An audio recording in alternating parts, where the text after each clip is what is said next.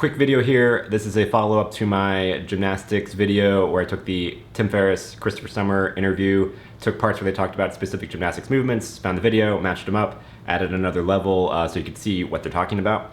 So they came out with a part 2 of the interview, has a lot of other great stuff. They also talked about new movements, so I'm doing the same thing again. I took parts where they talked about specific movements, found the videos for them, matched them up. Here they are. I hope you can enjoy them.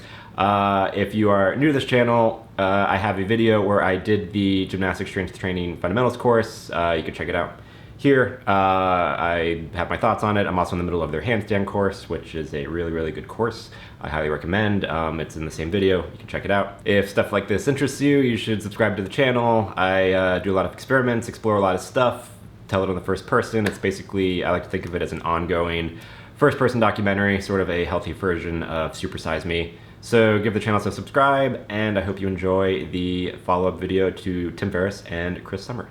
What does holding the dowel achieve with the hollow body or arched body rocks? So when they have that, holding it with just a regular grip and they push that dowel up above their head, that helps them physically to activate the shoulder girdle and get that extension through the shoulders.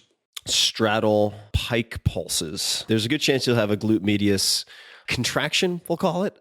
Call it contraction. Yeah, Entertainment. a severe cramp that will lead you to fall over in pain. Why do you, when someone's doing, say, a hurdler stretch, why do you elevate the heel of the straight leg on top of a block? Most people will, without realizing it, allow the knee to go bent. Right. So then where the hamstring crosses the knee and where the calf crosses the knee coming up, neither of those are being addressed then. Let's say it's a Jefferson curl, which is kind of a curling deadlift movement, and they start with a kilo or two. Just that little bit of extra weight for the muscles to have to work against. Now the muscles start, think of it as flossing, start loosening up. They start fatiguing a little bit, which leads to them relaxing, which leads to that increased range of motion, which would never happen without using the weight.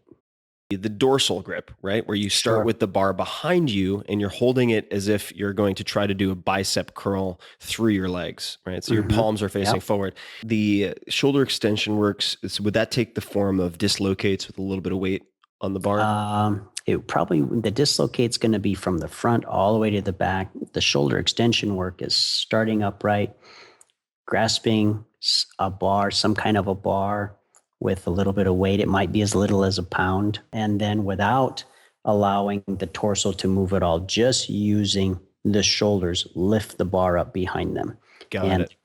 Goal is to get to 90 degrees. If they can start rolling overhead, their grip is too wide. So narrow that grip in a little bit, lift again, and keep going. Goal is to get down to shoulder width and still being able to lift to 90 degrees. That's a weighted pike, and that was part of my elite athletes' daily warm-up. We could just go a straight 30-second hold. We would also do what we call a 10 by 10.